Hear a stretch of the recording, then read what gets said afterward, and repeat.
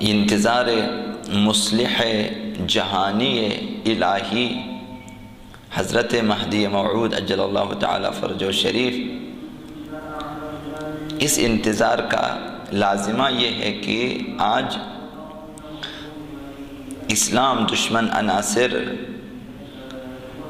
عقائد تشیع کو ہیچ و پوچ دکھانے کے لیے اور انہیں سست دکھانے کے لیے اپنی تمام تر طاقت کے ساتھ، اپنی تمام تر دولت کے ساتھ میدان عمل میں ہیں، کوشش کر رہے ہیں کہ ہمارے عقائد کو کمزور دکھایا جائے۔ تو لہٰذا ہم جو منتظرین ظہور امام کی صف میں شامل ہونا چاہتے ہیں، تو ہماری جو ذمہ داری بنتی ہے اس حوالے سے وہ یہ ہے کہ ہم اپنے عقیدوں کو مضبوط کر لیں۔ اگر ہمارے عقیدے سست ہوں اور ہم چاہیں کہ ہم منتظرین واقعی امام زمان کی صف میں شامل ہو سکیں، تو یہ صرف خیال خام ہے ہمارا، ہم اس طرح سے آگے نہیں جا سکتے۔ انتظار کے بہت سارے پہلو ہیں۔ ایک پہلو یہ ہے کہ اس انتظار کے سلسلے میں جو ہمارے عقائد ہیں، اس انتظار مہدویت کے حوالے سے جو ہمارے نظریات ہیں، ان نظریات کی بنیاد پر ہم آئے ہیں یہاں تک اور ظہور کے منتظر ہیں۔ ہمارے نظریات اور ہمارے عقائد ہمیں بتاتے ہیں کہ تمہیں ایک روشن مستقبل کی امید میں زندگی گزارنا ہے، اور وہ مستقبل، وہ روشن مستقبل، وہ روشن تمدن جو آنے والا ہے، جس میں ہر قسم کی جو ہیں تنگ نظریاں، ہر قسم کے جو ہیں منفی چیزیں وہاں ختم ہو جائیں گی، ہر قسم کی برائیاں ختم ہو جائیں گی، ہر قسم کے ظلم ختم ہو جائیں گے، اور جو چیز رہے گی وہ نیکی ہوگی، جو چیز رہے گی وہ زیبائی ہوگی، اچھائی ہوگی۔ وہ روشن مستقبل تمہارے انتظار میں ہے اور تمہیں اس مستقبل تک جانا ہے، اور وہ مستقبل ظہور امام زمان کے ساتھ ہمارے ہاتھ آ سکتا ہے، قیام امام زمان کے ساتھ وہ مستقبل ہمارے ہاتھ آ سکتا ہے۔ وہ تمام اہداف جو ہم حاصل کرنا چاہتے ہیں ظہور کے بعد ہم حاصل کر سکتے ہیں۔ ہمارے عقائد ہمیں بتاتے ہیں، ہمارے نظریات۔ تو اب لازم ہے کہ آپ انتظار میں ہیں، یعنی آپ مہدویت کے مورچوں میں ایک جو ہیں جان باز سپاہیوں کی طرح جو ہیں بیدار ہیں، ہوشیار ہیں۔ تو لہٰذا جس طرح سے ایک سپاہی کو، ایک جان باز اور ایک سرباز کو سرحدوں کی حفاظت کرنی ہوتی ہے، اسی طرح سے آج لازم ہے کہ ہم عقائد و نظریات کے سرحدوں کی حفاظت کریں۔ ایک منتظر واقعی امام زمان کی ذمہ داری یہ ہے کہ جو ہیں موہوم اور خیالی چیزوں میں نہ رہیں، اپنے عقائد کے سلسلے میں تحقیق اور جستجو کریں، تلاش کریں، دقت کریں، غور کریں، اور انہیں یقین کی سرحد تک لے آئیں، اور خود یقین کامل کے ساتھ ظہور آقا امام زمان کا انتظار کریں۔ یہ ضروری ہے۔ انتظار کا جو عملی پہلو ہے وہ یہ ہے کہ انسان کو اعمال اور کردار کی راہ ہموار کرتا ہے۔ انتظار ایک ایسی چیز ہے جو منتظر حقیقی میں جو ہے وہ راہ عمل اور راہ قیام اور راہ کردار ہموار کرتا ہے۔ وہ جو منتظر ہوگا عمل کرے گا، وہ جو منتظر امام ہوگا، منتظر ظہور ہوگا، وہ اپنا کردار ایک منتظر واقعی ہونے کے عنوان سے ادا کرے گا۔ ایک حقیقی منتظر کو عملی میدان میں کوشش کرنا چاہیے، جد و جہد کرنا چاہیے کہ حضرت امام مہدی علیہ السلام کی حکومت کے لیے اور ان کے ظہور کے لیے راہ ہموار کرے۔ یہ اس کا وظیفہ ہے، یہ اس کی ذمہ داری ہے، جو اس کی گردن پر ہے، جسے ادا کرنا ہے اسے۔ کہ راہ ہموار کریں، ورنہ منتظر نہیں ہیں آپ۔ لہذا منتظر اپنی اور معاشرتی اصلاح کے لیے کوشش کرتا ہے، چونکہ راہ ہموار کرنا یہی ہے، اپنی اصلاح اور معاشرے کی اصلاح، ان دونوں کے لیے وہ آگے آتا ہے، اور اپنی ذاتی زندگی میں کوشش کرتا ہے معنوی حیات اور اخلاقی فضائل کسب کریں۔ ایک منتظر کی ذمہ داری ہے یہ، حیات معنوی حاصل کرے، وہ روحانی ترقی کرے، اپنی جو روح ہے اسے اسلامی تعلیمات کے مطابق اسے حیات بخشے، الہی تعلیمات کے مطابق حیات بخشے، بندگی خدا کے ذریعے، عبادت پروردگار کے ذریعے حیات بخشے، معرفت توحید و رسالت و امامت و ولایت کے ذریعے اسے حیات بخشے، زندگی بخشے، اور فضائل اخلاقی مکتب اہل بیت سے کسب کرے، اور جو ہے اپنے اخلاق کو اخلاق اہل بیت سے مزین کر دے، وہ ایک منتظر واقعی ہے۔ لہٰذا وہ آرام سے بیٹھا نہیں ہوتا۔ جو منتظر آلودہ رہنے کا عادی ہے وہ انتظار کے مورچوں میں ایک سرباز کی طرح کام نہیں کر سکتا،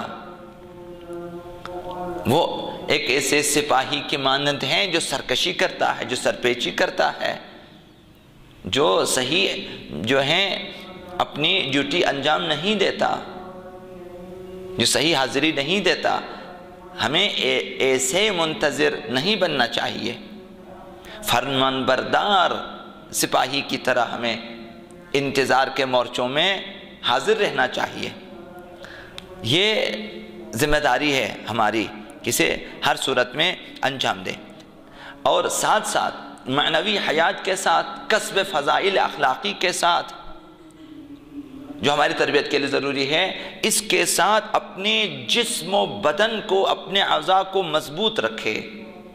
یہ مہم ہے، پہلے بھی عرض کیا ہے، فقہاء نے بیان کیا، علماء نے بیان کیا ہے، یہ وہ نکات ہیں کہ اپنے جسم کو مضبوط رکھیں تاکہ مہدویت کے پاک، نورانی، پاکیزہ حفاظتی مورچوں پہ کارآمد طاقتور سپاہی کی طرح حاضر رہے۔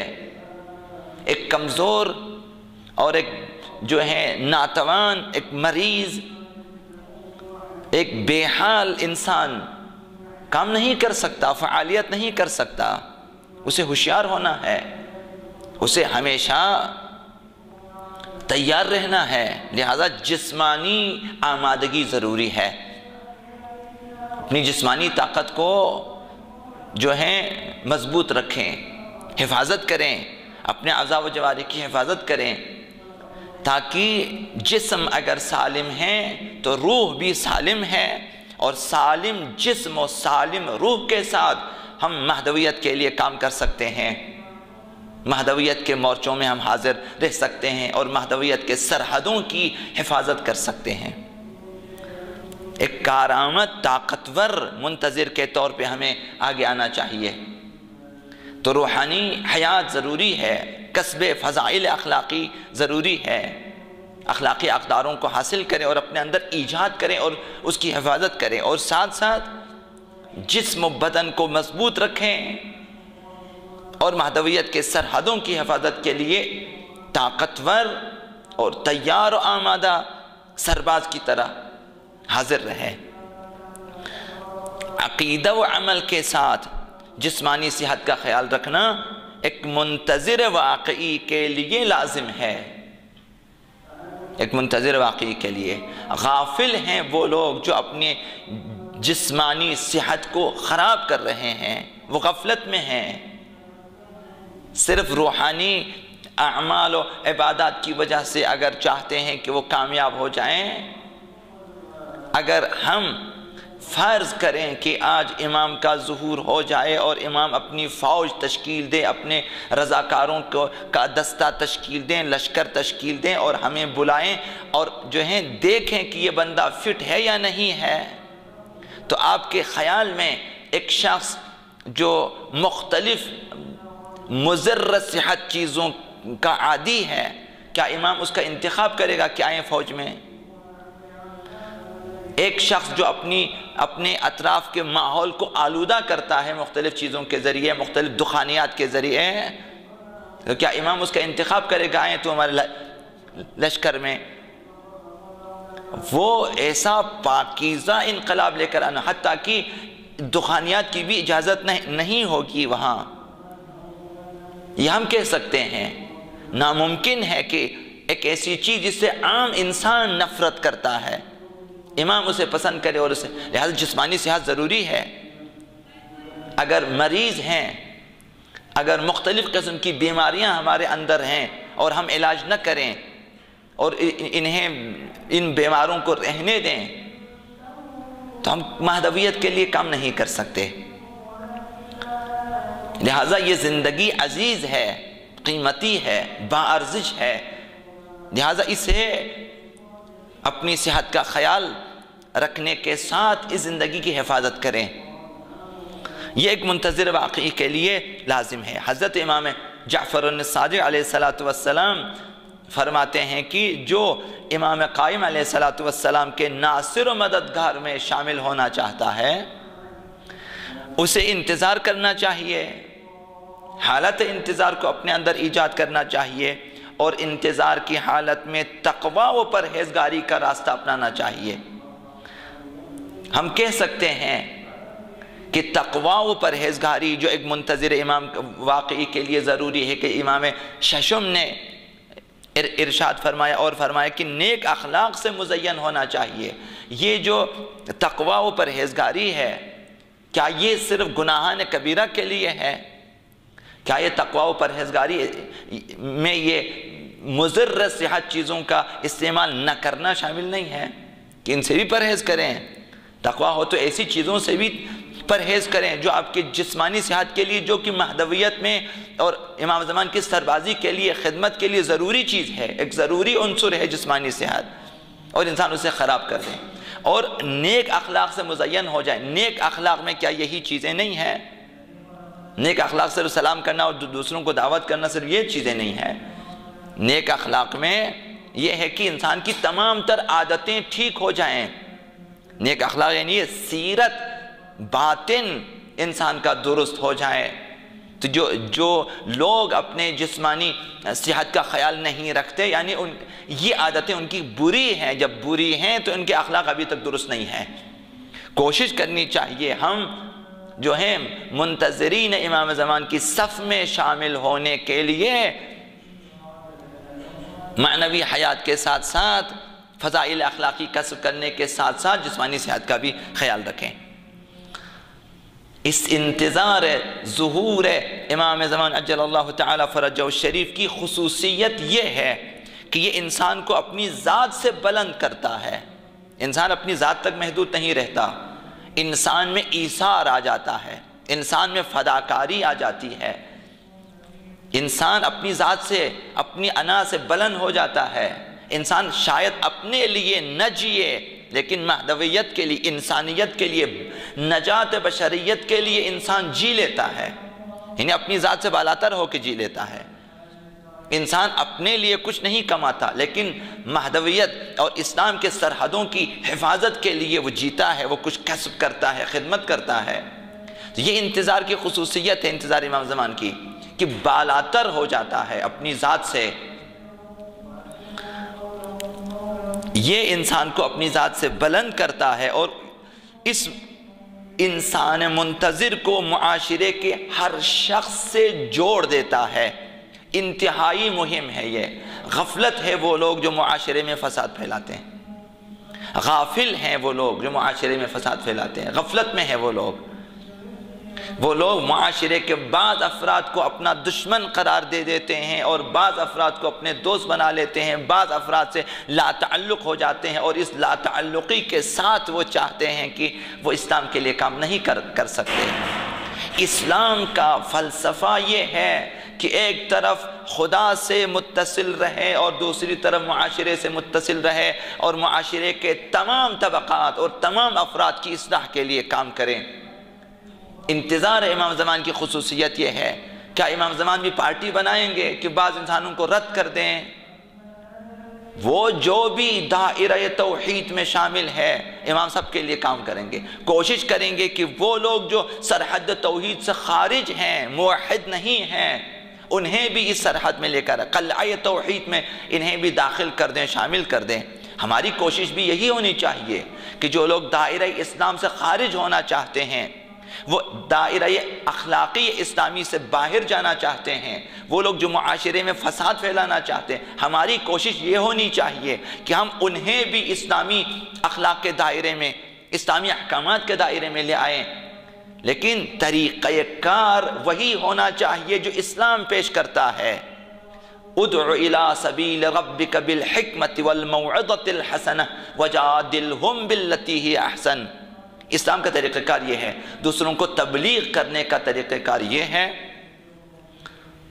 اور دوسروں کو اسلام کی دعوت دینے کا طریقہ کار یہ ہے۔ اب ہمارے لیے بھی یہی طریقہ اپنانا چاہیے کہ لوگوں کو مہدویت کی طرف لے کر آئیں، اسلام کی طرف لے کر آئیں، ظہور کی طرف لے کر آئیں۔ ادعو الی سبیل ربک، پروردگار کی راہ کی طرف بلائیں لوگوں کو، بالحکمہ، دانائی کے ساتھ، عقلی دلیلوں کے ساتھ، حکمت کی باتوں کے ساتھ، منطقی باتوں کے ساتھ، بالحکمہ والموعظۃ الحسنہ، اور پھر نیکی کی نصیحت کرنے کے ساتھ ساتھ انہیں اس طرح بلائیں۔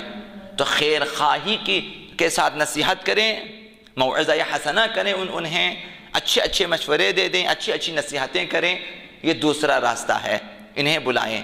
وجادلہم، اگر بحث و مباحثہ کرنا پڑے، وجادلہم باللتی ہی احسن، بہترین طریقہ مجادلہ اپنا لیں کہ نہ دوسرے کی اہانت ہو جائے، نہ اپنی توہین ہو جائے، کسی کو کسی سے نفرت پیدا نہ ہو۔ ایسا جدال درست نہیں ہے جس سے ہم ایک دوسرے کی جو ہے توہین کریں، ایک دوسرے کی حد کی حرمت کریں، ایک دوسرے کی بے عزتی کریں، ایک دوسرے کو جو ہے ذلت و پستی کی طرف دھکیلیں۔ ایسا مجادلہ، ایسا مباحثہ اور جو ہے نہیں ہونی چاہیے، ایسی گفتگو نہیں ہونی چاہیے۔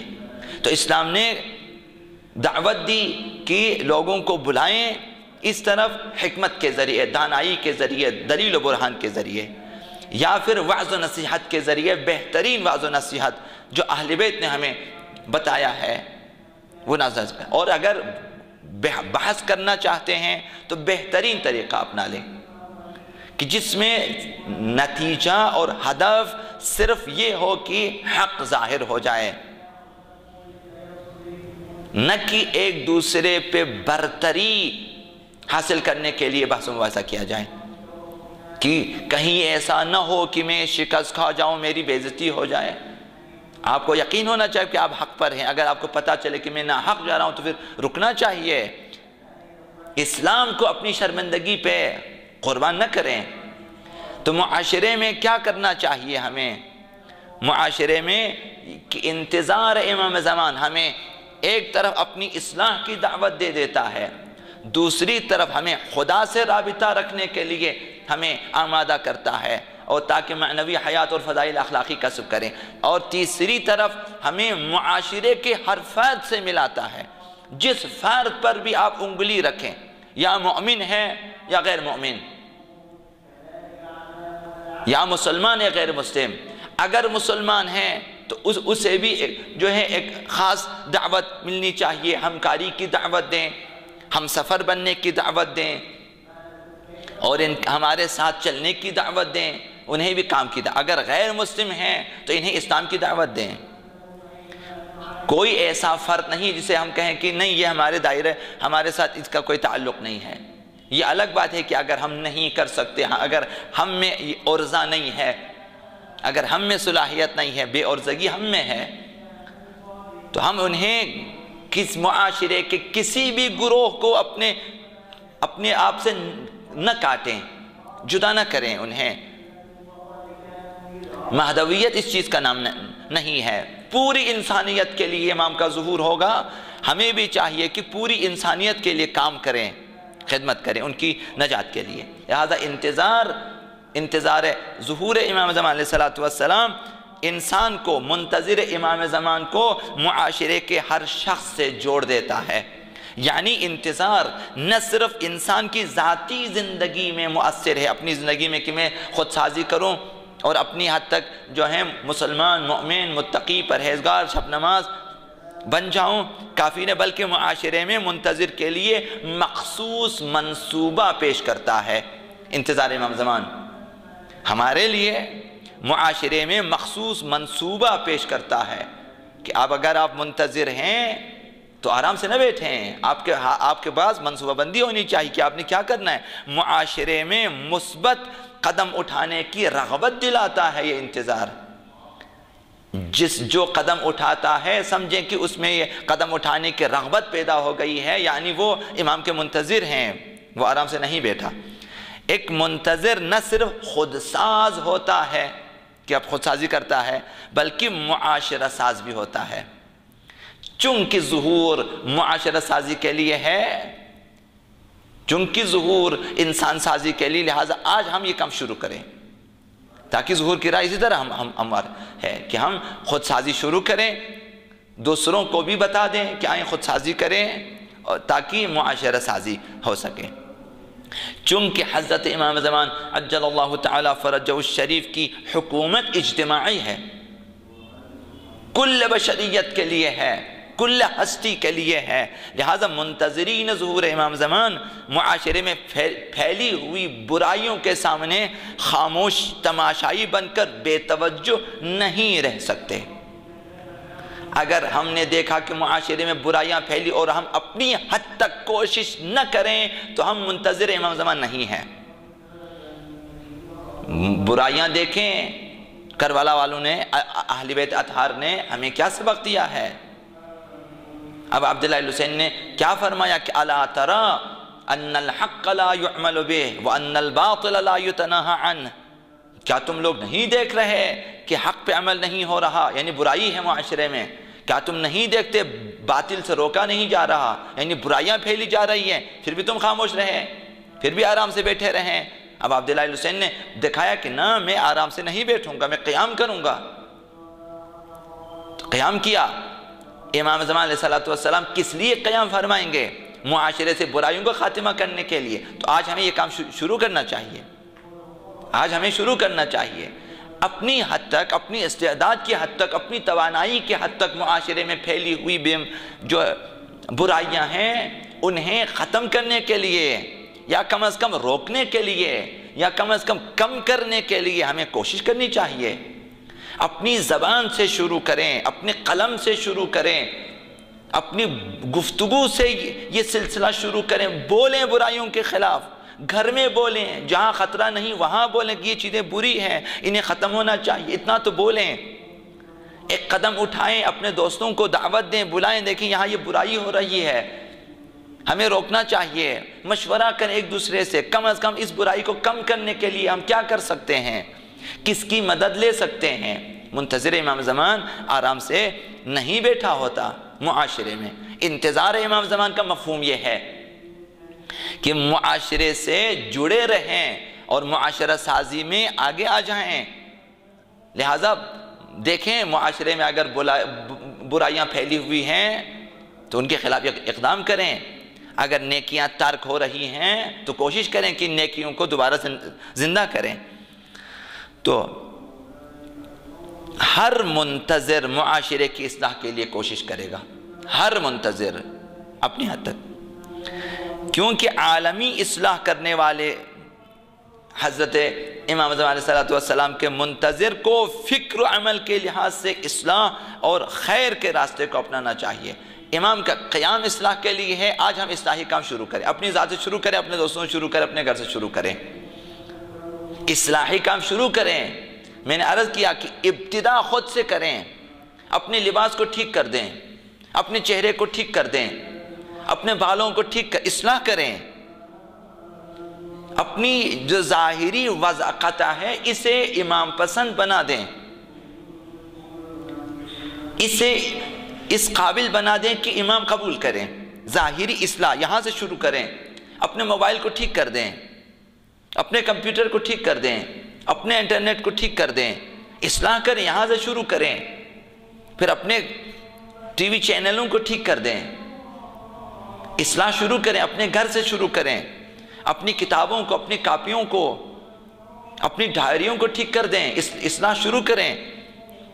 دیکھیں کہ اپنی تمام تر زندگی کو مہدویت کے سانچے میں اور انقلاب امام زمان کے سانچے میں ڈالنے کی کوشش کریں کہ ایسی زندگی گزارنا شروع کر دیں جو امام کو پسند ہو، جو مہدویت کے لیے قابل قبول ہو۔ اصلاح یعنی یہاں سے شروع کریں، پھر دوستوں سے شروع کریں، اپنے بچوں سے شروع کریں، اپنے رشتہ داروں سے شروع کریں۔ ممکن ہے یہ۔ آپ اگر ڈاکٹر ہیں اپنی کلینک سے شروع کریں، اگر آپ ٹیچر ہیں اپنی کلاس سے شروع کریں، اگر آپ والد ہیں اپنے گھر سے شروع کریں، اگر آپ ماں ہیں اپنے گھر سے شروع کریں، اصلاح شروع کریں۔ ایک منتظر امام زمان جو ہیں لا تعلق نہیں رہ سکتا ان چیزوں سے، لہذا اصلاح کی راہ کو اپنانا چاہیے۔ خلاصہ یہ کہ انتظار ایک ایسا مبارک چشمہ ہے، ایک ایسا مبارک چشمہ ہے جس کا آب حیات، جو پانی وہاں سے جاری ہوتا ہے وہ آب حیات ہے، وہ انسان اور معاشرے کی رگوں میں جاری ہوتا ہے، جس میں انتظار کی کیفیت پیدا ہو جائے۔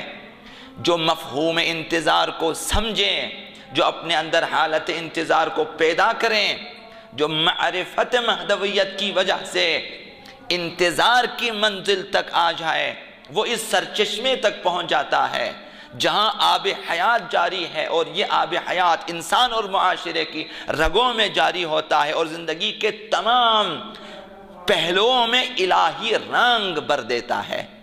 یہ انتظار امام زمان ایک ایسی چیز ہے کہ ہماری زندگی کے ہر شعبے میں الہی رنگ لے آتا ہے، رنگ خدائی، خدا پسند زندگی ہوتی ہے، اہل بیت پسند، امام زمان پسند زندگی ہماری بن جاتی ہے۔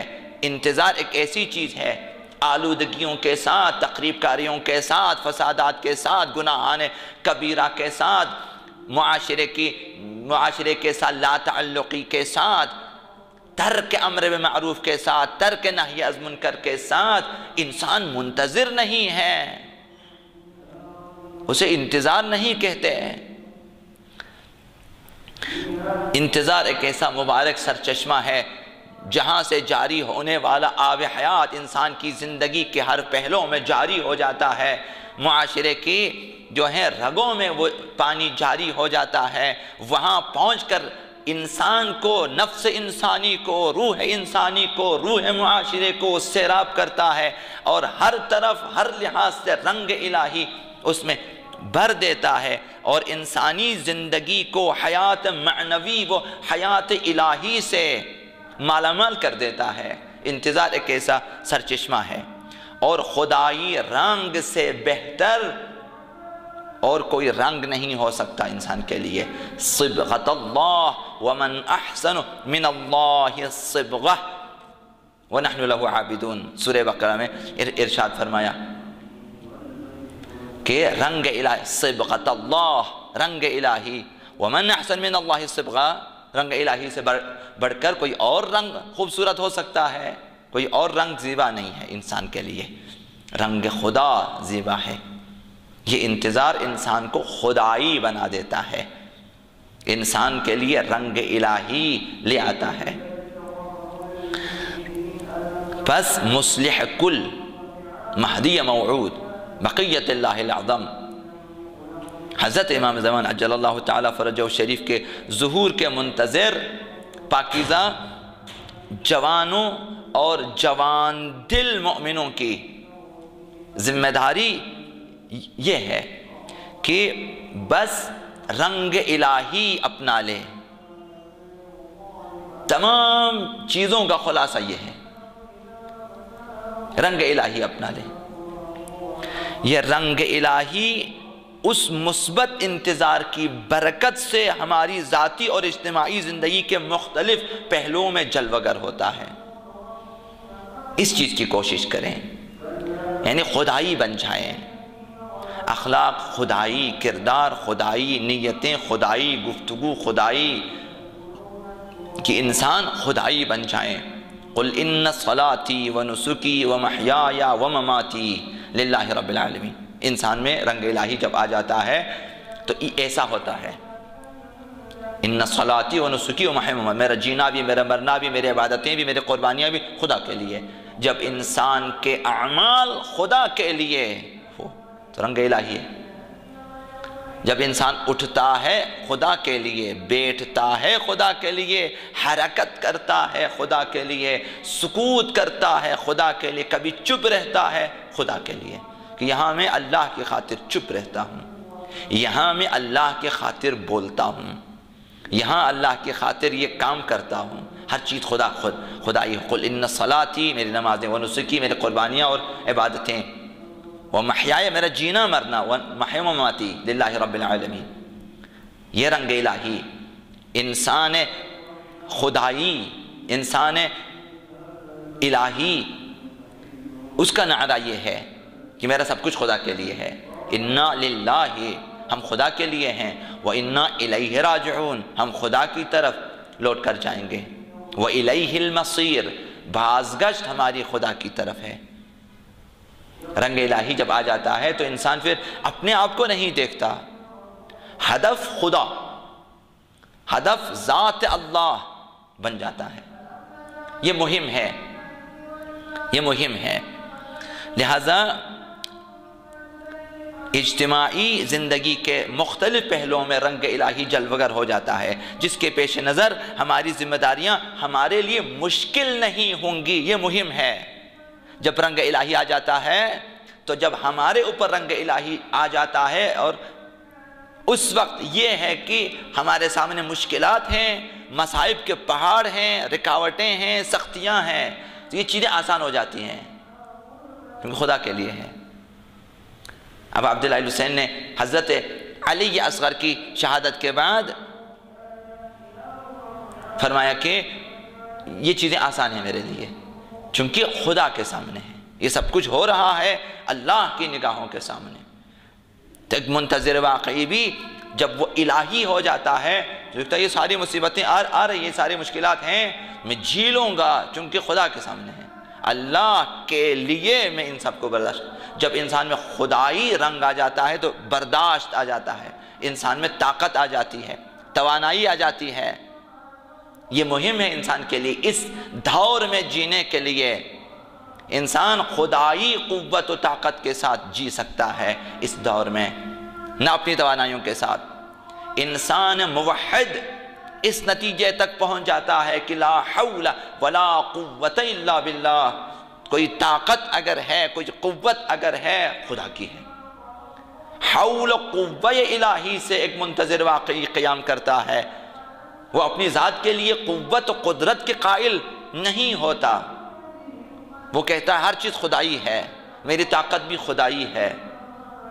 رنگ الہی آنے کے بعد ہر چیز الہی ہو جاتی ہے ہمارے لیے، ہمارا قیام بھی الہی ہو جاتا ہے۔ بحول اللہ وقوتہ اقوم واقعد، رنگ الہی یہ ہے کہ انسان مؤمن منتظر امام زمان، انسان منتظر ظہور امام زمان یہ اعلان کرتا ہے نماز میں کہ بحول اللہ وقوتہ، حول و قوت الہی کے ذریعے اقوم و اقعد، میں قیام کرتا ہوں، کھڑا اٹھ جاتا ہوں اور بیٹھ جاتا ہوں، میرا اٹھنا بیٹھنا بھی خدا کی طاقت سے ہے۔ یہ رنگ الہی ہے کہ انسان باور کرے کہ میرا اٹھنا اور میرا بیٹھنا خدا کی طاقت سے ہے، اور ایسا ہے تو یہ انتظار انسان میں، یہ رنگ الہی، یہ خصوصیت الہی، یہ چیز، یہ صفت انسان میں پیدا کرتا ہے۔ لہٰذا اس رنگ کے پیش نظر، اس خصوصیت کے پیش نظر، اس عقیدے کے پیش نظر انسان کے لیے مشکلات آسان ہو جاتی ہیں، مشکلات کا مقابلہ کرنا آسان ہو جاتا ہے، مسائل و مشکلات کے پہاڑ کو سر کرنا آسان ہو جاتا ہے۔ بلکہ ایک خوشگوار واقعے کے عنوان سے ہماری زندگی کے ہر پہلو میں ایک بہترین معنی و مفہوم عطا کرتا ہے۔ یہ انتظار ایسا کہ رنگ الہی، جب بھی مشکلات ہیں انسان جو ہے سمجھتا ہے کہ یہ میرے لیے ایک آزمائش ہے، میرے لیے امتحان ہے، مجھے اس مصیبتوں کا سامنا کرنا ہے، مجھے ان مشکلات کا سامنا کرنا ہے اور مجھے ان مشکلات پہ قابو پانا ہے، چونکہ میں ایک عظیم مستقبل کی طرف، ایک روشن مستقبل کی طرف، ایک انقلاب الہی کی طرف، ایک انقلاب جہانی کی طرف سفر کر رہا ہوں۔ میں ایک ایسی ہستی کی جانب سفر کر رہا ہوں جو تمام ہستی کے لیے ظہور فرمائیں گے، ایک ایسی ہستی کی طرف جس کا ظہور، جس کا قیام کل ہستی کے لیے ہے، کہ تمام انبیاء و اولیاء و اوصیاء و شہداء و صدیقین سب کچھ مقدمہ ہے اس کے ظہور کے لیے۔ میں ایک ایسی ہستی کی طرف جا رہا ہوں، لہٰذا یہ مشکلات کچھ بھی نہیں ہے، مجھے آگے جانا ہے، میری منزل بہت بلند ہے، یہ چیزیں میری راہ میں رکاوٹ نہیں بن سکتی۔ ہر حادثے کا سامنا کریں گے اس وقت منتظرین امام زمان، اور اسے ایک چیلنج سمجھیں گے، اور ہر حال میں خود باختگی اور شکست کو حاوی نہیں ہونے دیں گے کہ ہم شکست نہیں کھائیں گے، ان مختصر رکاوٹوں کی وجہ سے ہم شکست نہیں کھائیں، کیونکہ ہماری سرزمین روئے زمین، وارث، حاکم اور قافلہ انسانی کا محبوب، اس سرزمین کا حاکم، اس سرزمین کا وارث، اس سرزمین کا قافلہ سالار، قافلہ بشریت کا قافلہ سالار، محبوب ترین امام یوسف زہرا امام زمان عجل اللہ تعالیٰ فرجہ شریف ہیں۔ ہم ایک ایسی ہستی کی سرپرستی میں کام کر رہے ہیں، ہمیں ایک شائستہ سپاہی اور ایک لائق سرباز کے طور پہ وہ بلا رہے ہیں، آپ کو دعوت دے رہے ہیں آپ کو کہ آئیں میری طرف، لیکن ایک لائق سرباز بن کے آ جائیں، ایک لائق رضاکار بن کر آ جائیں، ایک لائق خدمتگار بن کر آ جائیں، ایک قابل قبول سپاہی بن کے آ جائیں۔ امام بلا رہے ہیں، اور وہ بھی وہ امام کہ جس نے کل ہستی کو تبدیل کرنا ہے، خدائی بنانا ہے، تمام طاغوت کو شکست دینا ہے، جس نے اسلام کو سربلند کرنا ہے، جس نے خون شہداء کا انتقام لینا ہے، خون زہرائے مرضیہ کا انتقام لینا ہے، خون اہل بیت کا انتقام، خون انبیاء کا انتقام لینا ہے، اس نے وہ ہستی مجھے بلا رہی ہے، اور میں یہاں پہ آ کے سستی کروں، کوئی تیاری نہ کروں۔ لہٰذا ہمیں ایک شائستہ سپاہی بننا چاہیے، ایک لائق سرباز بننا چاہیے۔ ہمیں بلا رہے ہیں، وہ ایمان و عرفان کے خیمے میں بلا رہے ہیں، خدائی خیمے میں بلا رہے ہیں، آپ کو جنت الفردوس کی طرف بلا رہے ہیں، اللہ کی طرف بلا رہے ہیں، آپ کو کامیابی کی طرف بلا رہے ہیں، آپ کو روشن مستقبل کی طرف بلا رہے ہیں، حق و باطل کے مورچوں پہ بلا رہے ہیں ہمیں کہ آئیں، حق کی حفاظت کے لیے ساتھ دیں۔ ہم پھر بھی مشکلات کا مقابلہ نہیں کریں گے، ہمیں مشکلات کا مقابلہ کرنا چاہیے، تو کیا پھر بھی ہمیں انتظار کی ذمہ داریاں سنگین معلوم ہوں گی؟ نہیں ہونا چاہیے، نہیں ہونا چاہیے۔ اب نہ معلوم کون کب نہیں معلوم، لیکن باتیں ایسی ہیں۔ اب انسان کا ضمیر ہے، انسان کی فطرت ہے، اگر خوابیدہ ہے، اگر خدا نہ چاہے، خود انسان نہ چاہے، تو انسان ان خفتہ و خوابیدہ ضمیروں کو نہیں جگا سکتا، ایسا نہیں ہوگا۔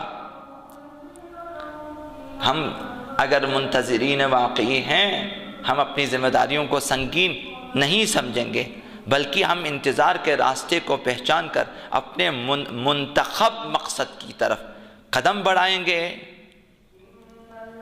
تو آئیں اپنے امام کو پہچانیں، ان کے ظہور کی حقیقت سے آشنا ہو جائیں، اور انتظار کی لذت سے آشنا ہو جائیں، لذت ظہور و حضور امام کے لیے آمادہ ہو جائیں۔ تو کیا کریں؟ خود ساز بنیں، معاشرہ ساز بنیں، اور ظہور کے لیے زمینہ ساز بنیں۔ یہ انتظار کا مفہوم ہے۔ خداوند متعال